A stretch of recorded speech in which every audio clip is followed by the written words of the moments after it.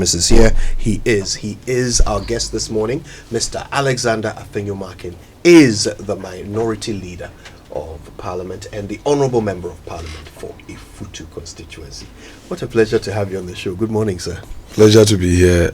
My first after the elections. Yes. I thought you were going to make it mighty minority. I thought I'd leave that to you. Okay.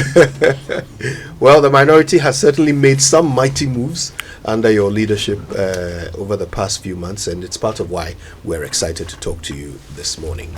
But maybe we'll start with what you're planning for next week. You aim to hit the streets in protest against the suspension of the Chief Justice.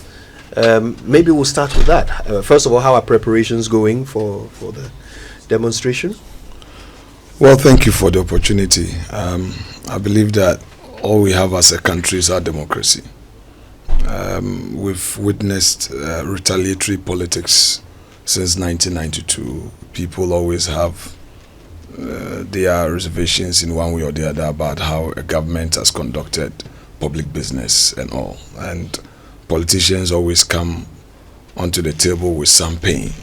People feel that, there was injustice, there was this and that. It's been happening, and I would not run away from that. But I believe that the time has come for us as a nation to look beyond that and look at legacy that will help safeguard our democracy. From where I sit, we, the two political parties, would have to be very careful, because there's this social media drive by the youth with a high expectation of us. We shouldn't be too comfortable thinking that there's democracy and that is it. Also, if you look at the election results, NPP strongest hold Ashanti, the percentage of turnout, quite disappointing. Volta region, NDC strongest hold, percentage quite disappointing. The worst of it was Greater Accra. Greater Accra, where we see all the politics, 53% plus, not even up to 55% of turnout. What that tells me, as a politician who relies on data, is that there's a disconnect out there against both parties. It means that people expect us to do something new.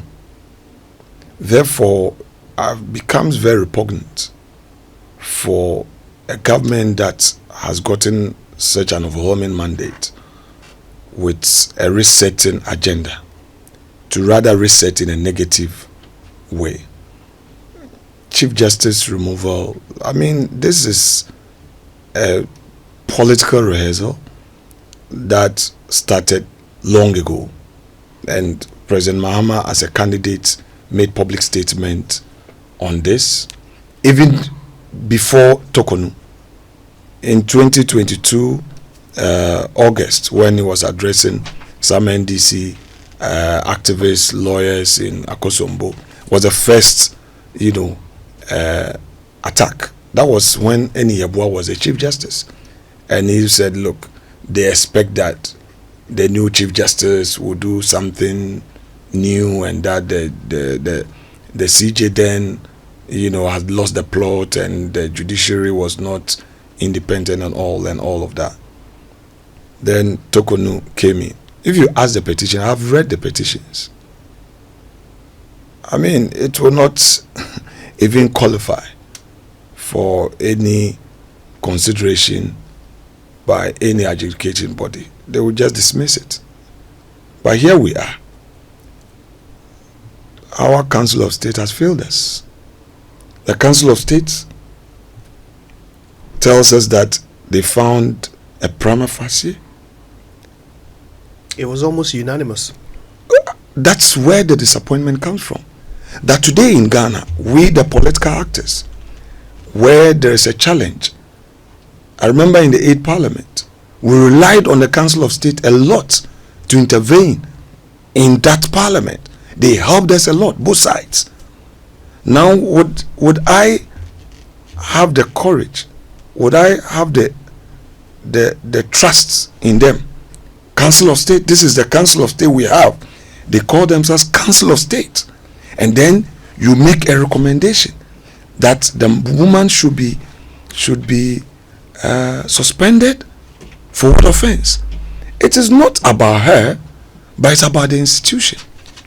And you bring in somebody, then the very thing that you complain about, you said it was wrong for 2 nominees who had gone through vetting to be approved by the plenary. It was wrong for 5 more to be nominated because, you think that it would amount to packing the court. But today, you have nominated 7. And in fact, their approach is very new, very novel, I should put it, because the processes that I know in the nomination of judges to the Supreme Court, it's gets discussed at the Judicial Council, and then they forward their recommendation to the president for him to do the appointment. But on this occasion, the president write directly to the acting CJ that we should go to the Judicial Council for them to expedite and then bring back. It's never the practice. So you realize that the NDC is exposing itself in terms of the double standard, the hypocrisy, all the things that they said about us attacking us. They are repeating the same and doing it worse. Yesterday, organized labor boldly reprimanded them in the presence of the president. Just 4 months into your administration, this is not a time for institutions of state to boldly tell you in the face that you are wrong. At least you should still have your honeymoon. But yesterday, Mr. President himself was seated there. Organized labor boldly told him that, Mr. President, Galamsey is now worse than you came to meet it. 2, the judiciary, what you are doing to the Chief Justice will erode all the gains we've made in our democracy. That's what the organized labor told him. Not NPP, not CPP. So it's clear that there is no positive reset. And we have told them in Parliament that in opposition we are ready to support you, will constructively criticize you, but will not obstruct you. What they are doing, they don't really care about the governance of the nation. It's about retaliatory politics. Oh, somebody did to us, we've also come to power, we have power, we'll do same. I thought that Mr. President had a legacy term. I thought that this 4 years he won, he was deputy minister, he was minister, vice president, he became president for some months, got opportunity again for his own full term. He lost election, went back home for 8 years, and he has a final opportunity, 4 years. I thought that the NDC machinery would have allowed the man to make his mark and leave legacy. But with this, the hawks taking the state center stage of governance and dictating, do this is what we want, they did it to us, do it to us. But the moderates amongst them should know and remember that when we were in government, there were moderates on our side who also acted as restraining force on some excesses. Of course, we couldn't have achieved 100%, but that is the reason why, as a political class, we should work on some of these actions to make Ghana a better place, but not what we are saying. Who is the protest against, the president or the Council of State? The NDC government. Okay. Because this Council of State, the way it is constituted, clearly they constituted it with a partisan agenda. But there are NPP members on the... Who are those NPP members? There aren't any NPP members on the Council of State? Well, you should tell me. I don't know. In fact, there is no even religious representation on the Council of State. We have no Muslim leaders. We have no Christian leaders. The president, in appointing members, look at the composition. There is no Christian leader. In the past, we've had Christian leaders. We've had Muslim leaders, religious leaders being part. So, in critical situations like that, they would have come in with some good counsel. But this Council of States, unfortunately, they are pursuing a typical partisan agenda that, look, they want to, they have the power and they are forgetting about tomorrow. If we made mistakes, a number of them were elected, though. If we made mistakes, can they all end up if we from made one mistakes, side? If we made mistakes as a government, NDC should know that is the reason why they are in office today. You don't come and make the situation worse. You don't come and create the impression that it is we against them. Look at the mass dismissals. Julius Debre's letter was to the effect that those who had been recruited after the 2024 elections or but that letter was also limited to the public service, the mainstream public service and mainstream civil service. Institutions of states who are categorized as SOEs, who do not depend on the states for budgetary support, are very independent. Look, in today's Ghana, all recruitment made 7 years ago, 8 years ago, Ghanaians are being sacked, go home. You go to your office the next day, you've been given a termination letter. Maritime Authority, they are doing it. Ghana Ports, they are doing it. Ghana Water, over 60 workers, they were sent home. GRA, NHIA, sometimes I have to call some of our colleagues. I call them, bro, why are you guys doing this? Somebody has worked for 7 years and you are sacking them. Now, the mainstream civil service, public service, teachers who were recruited and posted in classrooms teaching, for whatever reason you say, go back home. Nurses, we need nurses in the hinterland. Then you say they should go home. Is that the positive reset agenda? Is that what Ghanaians voted for? Forgetting that these are also citizens. And let me quote Mr. Mohammed's own statement. 2017, when there was an attempt to question some recruitment, he said, look, they are all Ghanaians. Those were his words. And I've challenged my colleagues to bring proof of such mass dismissals.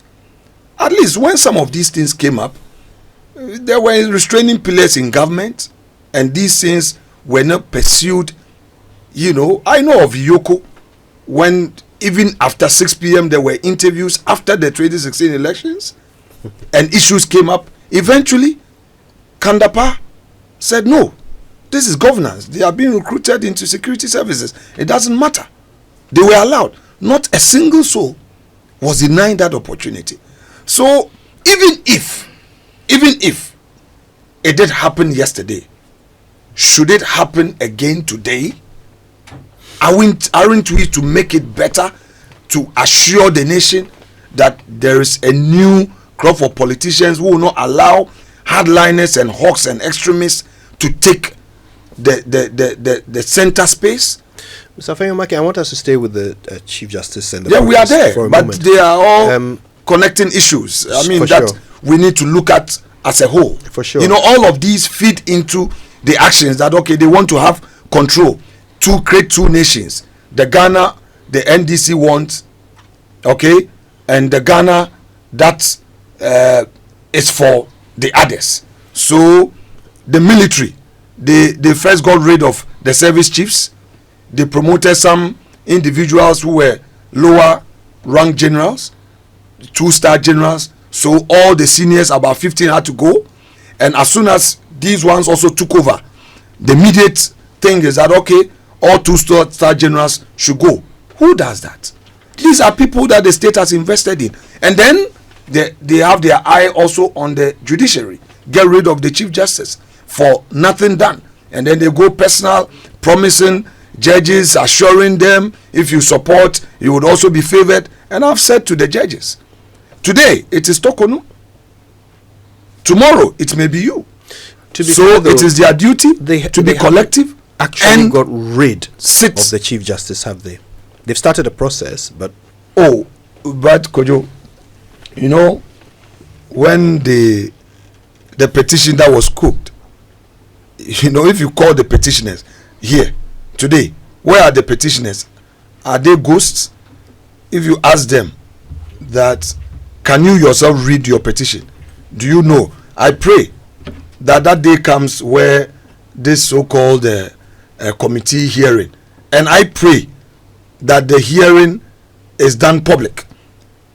Though that provision in the constitution that talks about in-camera hearing, it is if the affected individual, the CJ, says that, look, I want to waive these rights, make it public. And I think that is what we should all insist as a nation. Let the petitioners appear. Let them speak to it. Yep, that is when you expose the same thing when Charlotte Osei was being removed. That in fact, when the petition was originally submitted, there were no names. The petition had no names, no signatures to it. It was later that some names were provided. Same accusation. Kojo, I wouldn't want to leave your studio a hypocrite. I want to leave your studio consistent with the views I express, and let my conscience guide me. I have said ab initio that the time has come for us as a nation to leave behind us that era of retaliatory politics. And I gave you a history. Me sitting here, my stepdad, he was a mason foreman. He worked at Pomazi Pottery. In 1996, he was so much involved in the NPP politics. Right after the election, my stepfather was demoted and made a watchman and sent to Ankafo. Pomazi Pottery had some old equipment. He was demoted and made a watchman. He was there. At the time, I was in St. Augustine's. So my mom would come pick me, we'd go and visit the old man. And the old man was there. He said, politics inti, why am watchman? Me sitting here today, should I carry that pain? My old man, my stepdad is 81 now. My dad suffered under PNDC, a trained agro mechanic. The nation has spent money on him. He's gone to Modena to train. PNDC regime got rid of him. He is 81 today. Should I carry the pain? So if I see Zanato, I say, it's your father's regime, that PNDC revolution that destroyed my father's career, and I still harbor that pain? No. If I see NDC, I say, my stepdad suffered because of you. Every Ghanaian, in one way or the other, has a story to tell. Look, one Supreme Court judge, he is my very good friend. And by the way, I used to practice at the Supreme Court regularly, and until I got into mainstream politics. He's my very good friend. Very good friend. And sometimes we sit and have conversation. He expressed his pain about things he's gone through. When he finished, I said, my Lord, but you have to let go and move on. Okay? I'm saying that as individuals in the space, as actors, we would have our own issues. But beyond it is governance. And that is where I want the direction to be. So if I come and say, it happened to Osimesi, so why are you complaining? It's because people were not happy. That is why today we are being called upon to make it better. It's because things were not too okay. That is why you have had the opportunity. Why?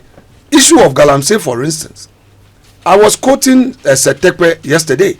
I was a member of the Finance Committee of Parliament. And I remember when Tekwe met us 2014, one of his key concerns was Galamsey affecting cocoa production.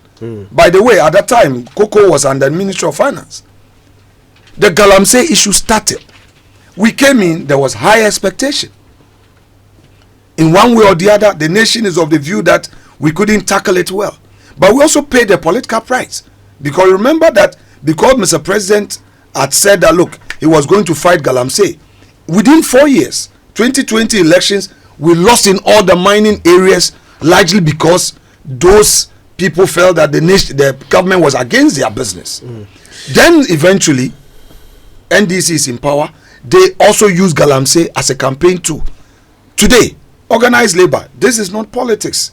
It's telling them that, look, the situation is worse. I don't think that even the gold board that they set up, where they are going to buy equipment, claiming that it is for small scale miners, is really intended for small scale miners. In my view, it will end up in the hands of Galamseyers, and it's rather going to worsen the situation. It's already to know more about this, actually, in particular. We will talk more about Galamsey. We'll also talk extensively about the demonstration that is planned and the thank you tour.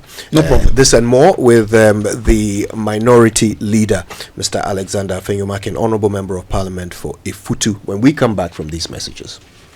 Do you know that NIT is back in Ghana? Yes. So limited. I would have liked to spend a bit more time on what we've been discussing so far, which is the situation with the Supreme Court and the Chief Justice.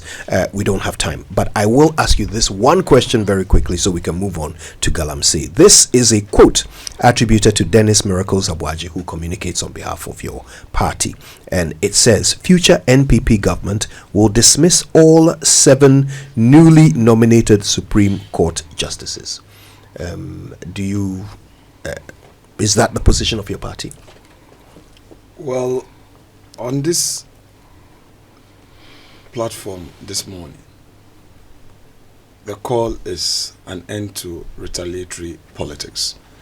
And I'm sure that when situations occur, people out of pain speak and express views. But I sit here as a leader of the caucus and to say that the retaliatory approach is not the way to go for our nation. So he's expressed that view, but I'm quite sure that this wouldn't be the approach for us as a nation, because it would mean that a vicious cycle without an end. Where would it lead us to? And I've already cautioned that if we as a political class are paying attention to data, we'll realize that the masses are getting a bit concerned and suspicious of our conduct. Because you see, NDC may think that they are enjoying some goodwill. But what they don't know is that through these actions, they themselves are eroding the goodwill, rather speedily. And it is also one unfortunate thing about us as a political class. Sometimes when we get the power, the inclination is that if you bring down your opponent, that would make you stay in power for long. It's one unfortunate mistake. It hasn't helped, and we seem not to be learning lessons. But I hold a view that for us as a new generation, we should move to the center. Look at all the experiences: PNDC 11 years, NDC 8 years, NDC 1, NDC 2, NDC 3, NPP 1, NPP 1, and NPP 2. What have we done as a political class that has hurt, the nation and hasn't helped our democracy? Retaliatory politics. Your colleague referred to the issue of Kwewu. I was happy to honor that invitation because I felt that that was a platform to start the conversation about our economy. Businessmen always get apprehensive. There's a change of government. How would my business stand? And Kojo, let me tell you today, foreign businesses that have invested in Ghana feel more secure than Ghanaian businesses. There are embassies. When I was a board chairman, as a leader of government business, I came across a couple of the nuances of politics. These ambassadors, apart from taking tea and coffee, they roam ministry to ministry, and when they come to you and they are engaging you, they start governance. Then at the tail end of the convo, you now know why they came. They are discussing issues about investors from their country. So you, the new government, and I'm telling you today that this government will be more careful in going after a foreign-owned business in Ghana than a locally owned. Why that? Because of all these retaliatory politics. It was this person who promoted your business. You got a contract under this person, and on and on and on. Can we allow the economy to grow, allow the private sector to thrive, so that the unemployment, which is a burden on us, could be reduced? For the private sector to create a space. Why would people invest in treasury bill? Because they don't have confidence in investing in a business. Those are the things that should get our attention. So for today, what we're learning from you is that you will not be dismissing these 7 justices that have been nominated. It hasn't helped our nation. Retaliatory politics hasn't helped our nation. Quickly, before we even zoom into Galamsey Kujoji, if you would allow me. So it looks as though you have personally determined a prima facie case or not because you have seen the 3 petitions, which you think that they do not even merit, because of where you sit. You have the opportunity to have read the petitions. As to how and why, I don't know. But it's not only me. Organized labor has said same. GBA has said same. So it's not me as a person. So I'm asking you as a lawyer. So far, the processes 146, and also having 296 in mind as a lawyer, the process so far, is there any breach at all? 296 deals with discretion. So discretionary power is given you. You need to use it without ill will, without bias. You act reasonably and in the best interest of the parties involved. I dare say, without any equivocation, that exercise of discretion hasn't been exercised in accord with 296. I've stated that the Council of State hasn't helped the nation. They have failed us, and I maintain that. I also hold the view that Mr. President has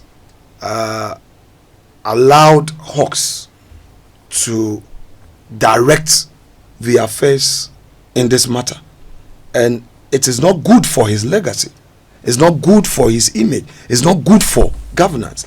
And it is not only this CJ thing that hawks have taken control. Other matters of governance, the dismissal of the workers, the military, and all. These are all steps that are being taken in the governance of President Mahama. That tells me that, in fact, it is not the moderate President Mahama we know of old. Because one of his unique selling propositions as a politician is the fact that he's seen as a moderate and a centrist.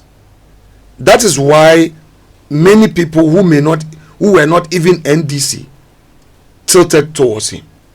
And I believe that coming into government again, one of the things that sells him is the fact that, he's a moderate and he would be measured.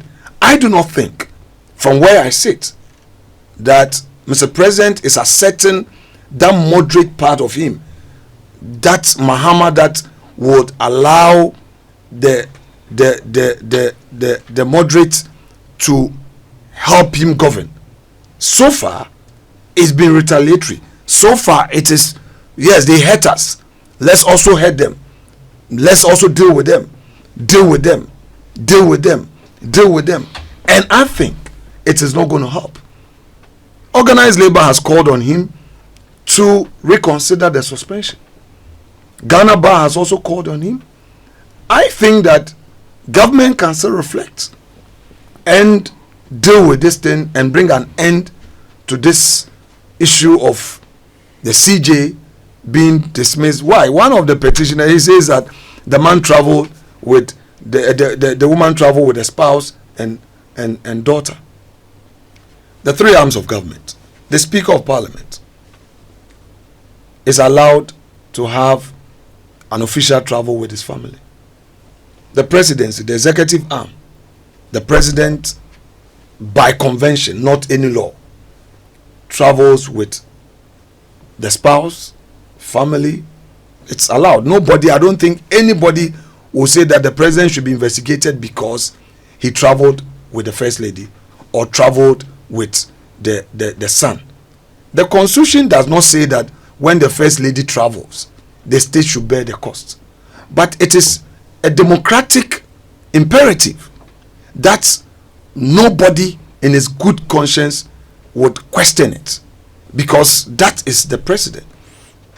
Why create an exception for the third arm of state or another arm of state, the judiciary?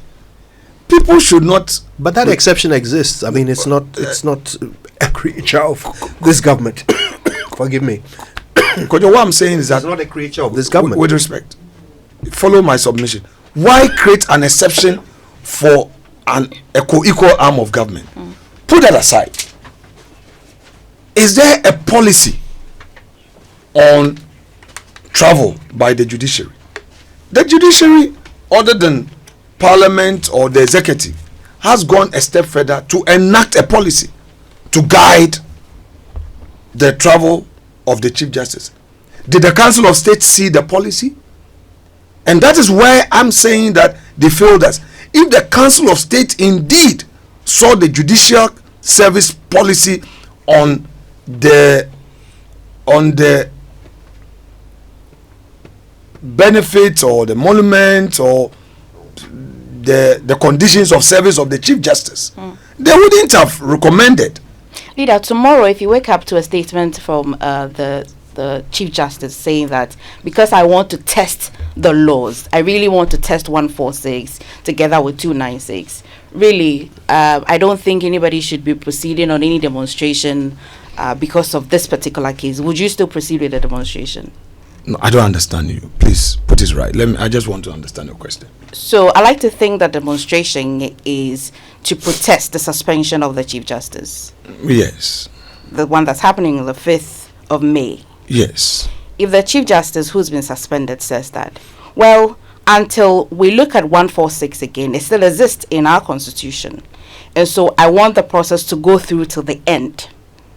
Because then I'll be giving a fair hearing because a committee that has been set up. So I don't think any political party or even CSOs should even go on any demonstration for this particular matter. Would you still proceed? Well, let me attempt to understand it. So first, it is not about her, it's about the institution. Right. Second, the only way to test a constitutional provision is through the same law court for interpretation. You remember when Charlotte Osei was appointed,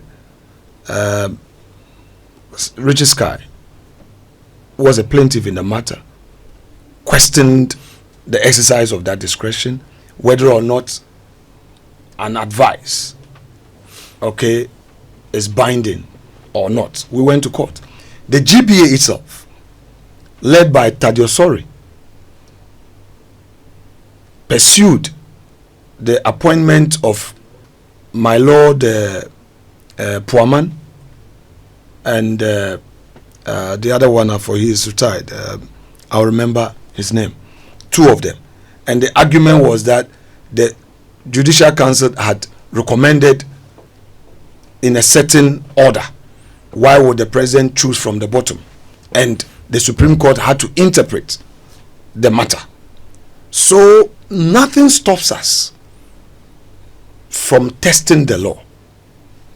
Already there's a matter in court by my respected colleague Asifua. I was of the view that we should have even allowed that matter to have been determined before any attempt at doing what we're doing. So yes, if the Chief Justice herself says that she wants to test the law in the Supreme Court, she wants to file a process, and it's within her right to file a process because she is affected as a person. So it's within her right to test the law in the court. If that happened, would you stop No. Let me demonstration? finish. Let me finish. She was referring to testing the law by submitting to the process. That was the government of the question, if I got you right, respectfully. It constitutes the question. Okay, that's fine. So if she wants to test the law, fair enough. But it does not take away the need to create that awareness through public protests that look, this is going on, it is wrong. It is democracy. To the extent that we are going to do it peacefully, to express a view, nothing stops us. I mean, it's one of the tools that the Democrats must use to put forward a case. It's a public opinion driven enterprise, so the public would have to understand. Don't forget that even somebody purported to have done a research where the claim was that some 52% of Ghanaians wanted the Chief Justice to be sacked without even knowing what she had done. I mean, however questionable it was, somebody had thrown it in there, you know, and it all fed into the post-Easter Monday attack on the CJ. You know, on Saturday I knew that on Tuesday they were going to strike. On Friday I knew that Good Friday the National Council of State that, you know, transmitted something to them, and the plan was that should they release Tuesday morning or afternoon, they said okay, there was ECOWAS at 50, so afternoon. So we knew that in the afternoon that was what was cooking, and in fact party members were all over. One newspaper published something funny, and I said, look, have we reduced governance to that level? He said, CJ, go in. I said, come on. So NDC, you got the power, and this is what you are using it for, to trivialize issues. But we must get the hawks in the government to be pushed back. Okay. The hawks must understand that the power is not to fight institutions, but to make Ghana better. Right. We're talking to Alexander Afenyo-Markin. He's the Honorable Member of Parliament for Ifutu. He's the Minority Leader.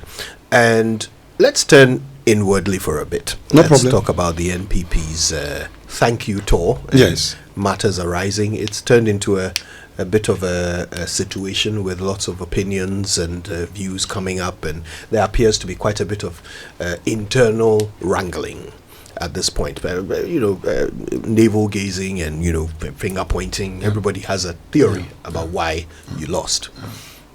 But you lost. So should it not simply have been an apology tour? You know, when I was going for my 2012 elections, one elder, a week to the election, came to me and said, look, Alex, you are to go in and win. If you don't win, you may not have the opportunity again. There will be all manner of accusations. I called my executives. I told them that, look, this is our only chance. The way to go is to work hard.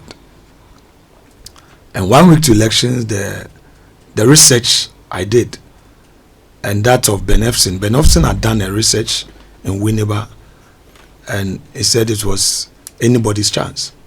And I had done one by graduate students in Winneba, UUW, and it showed skirt and blouse. And then it was very tight.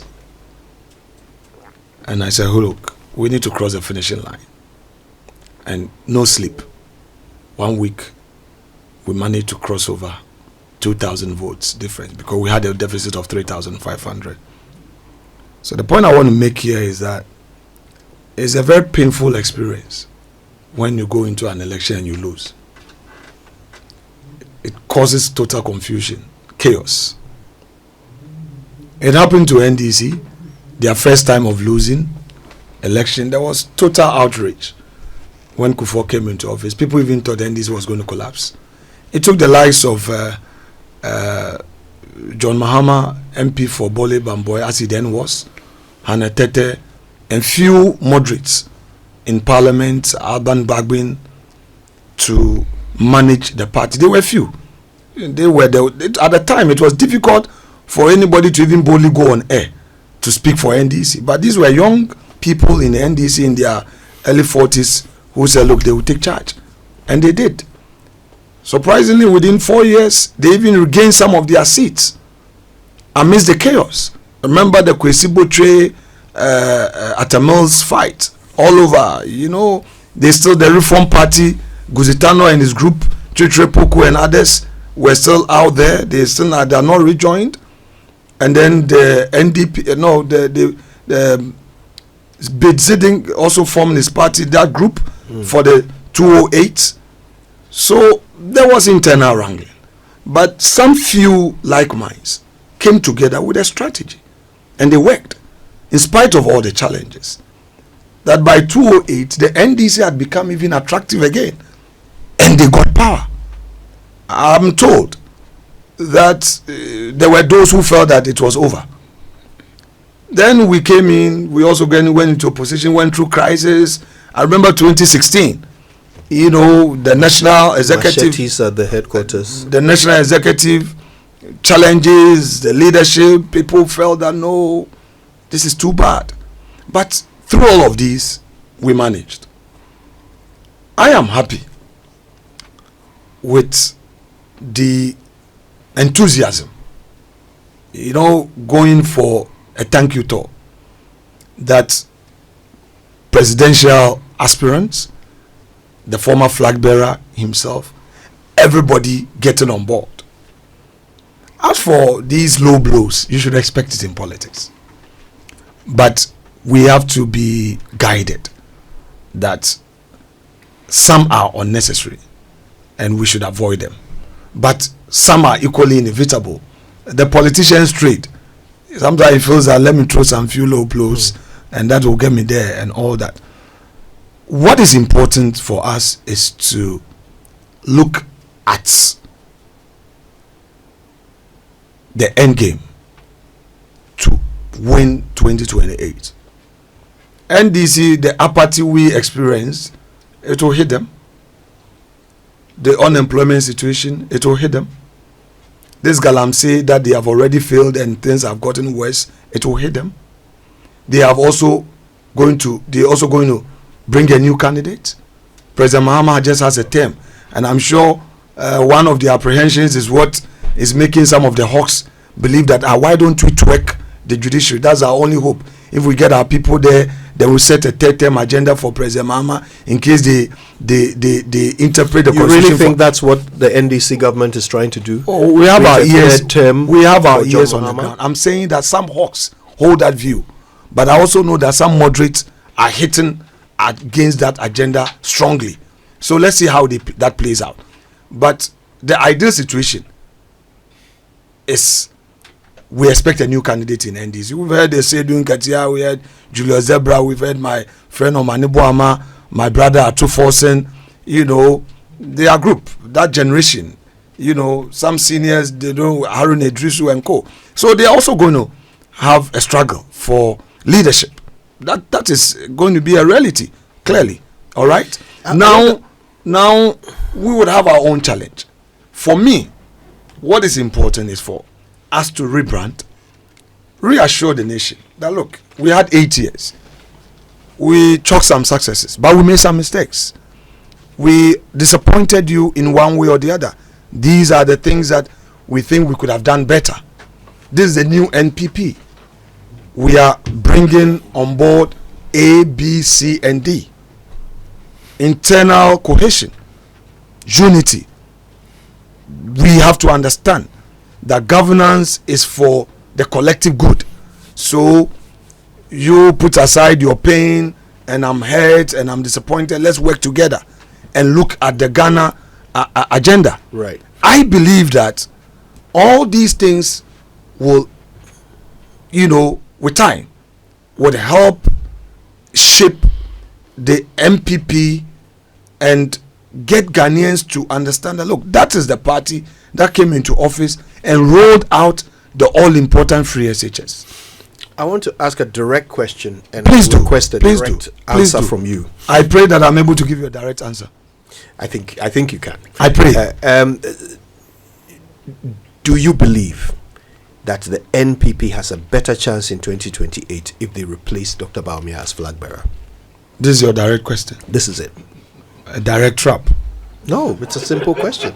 A direct trap. Not at all. I'm a minority leader.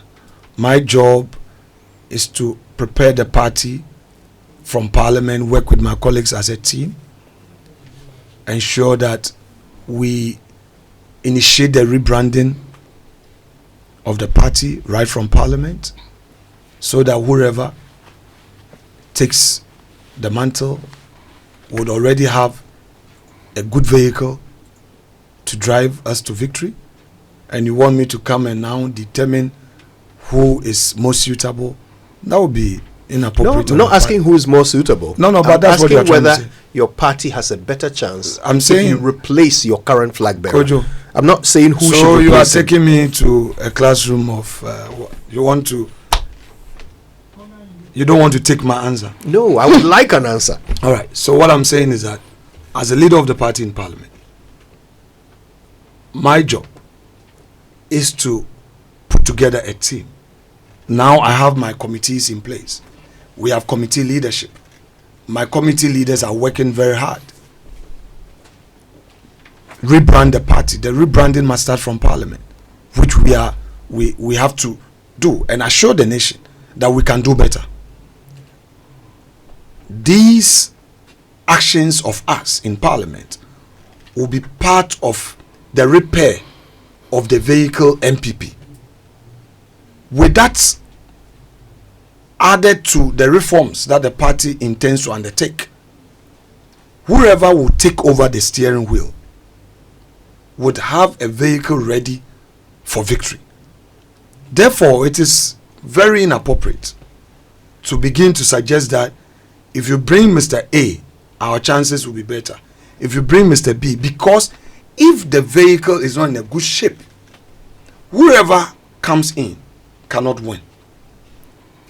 You know, I am an MP for Efutu because of perhaps the NPP brand. Somebody is an MP for Keta because of NDC brand.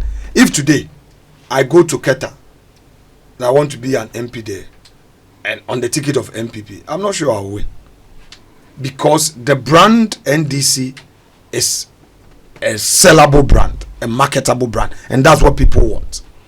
Going for a presidential election, it is not about the individual. Look at the history of those who went as independent candidates on and all. It is the brand, the party brand. People know the NPP tradition, UP, PP, PFP, and then now NPP. They know the Osuno party. They know what Kufuor did. They know what Buzia did. They know what Akufo-Addo did on the NPP tickets. So the focus should be on the NPP brand. Look, when we were in school those days, Kivas, it was difficult for a student leader to associate himself with NDC. In fact, those days, if you are going for election, SRC or hall president, and anybody there comes out to say that, oh, that guy is NDC, that's the end of you.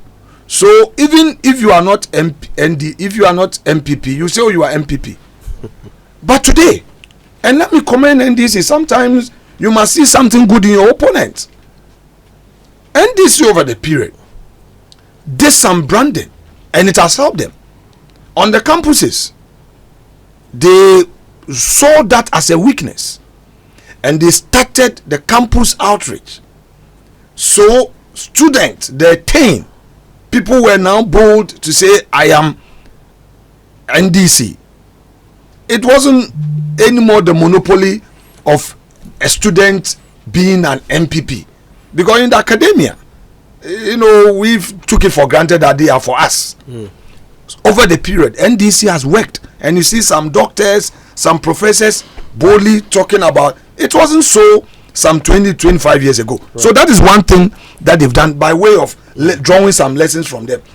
I granted interview some time ago and talked about even lawyers. It got to a point they thought that, hey, almost every lawyer is MPP. Let us also invest there. I'm sure that these are useful lessons for us in Parliament. Our focus would be to look at the youth, get the professionals, the business community, the students, get them to appreciate our ideology, right, and what we stand for.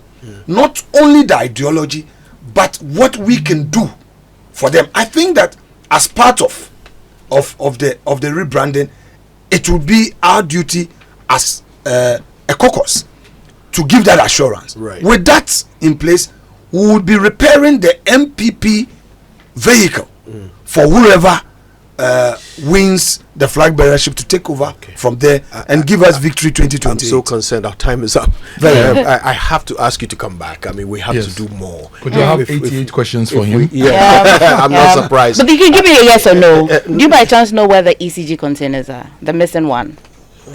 Well, I wouldn't know. That would be the responsibility of the port.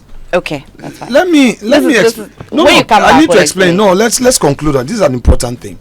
You see, when you import your car, you buy a car and it is imported, it's brought into Ghana. It gets to the port and it is the custody of the port. When it is missing, you sue Ghana Port. Okay. On all the agencies that handle that your assets. It is not in your care. So a better explanation to this funny politics, and that is my problem with how we the political actors behave. ECG had a policy prior to my going there, and today I brought a board minute. I knew it would come up, so I think I predicted right. I came with me with the board minute of 28th of October. Which is what you come back with. No, I'll give you. Let me conclude. It's important. Oh, don't let us leave it there. Your producer should spare you 1 minute. Honorable Markin, you know I've also not asked now, you questions. No problem, but I need to conclude on that. Okay. Give me the 1 minute. It's only fair.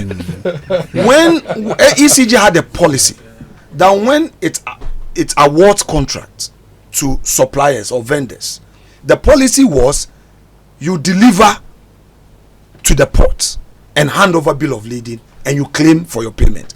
This has been the policy of ECG since time immemorial. It was I, Afenyo-Markin, who upon seeing the policy, my first board meeting, I said, no, I'm a businessman. If ECG awards a contract and that contract terminates only at the port, ECG will lose. So that policy should change, where ECG's contract will terminate after delivery to our warehouses. And the board minutes witness that intervention by the board under my leadership. If containers are missing at the port, it is not the responsibility of the board nor the management. It is the responsibility of the port authorities, because they are in custody of the containers. So if they are missing, ECG must sue the port.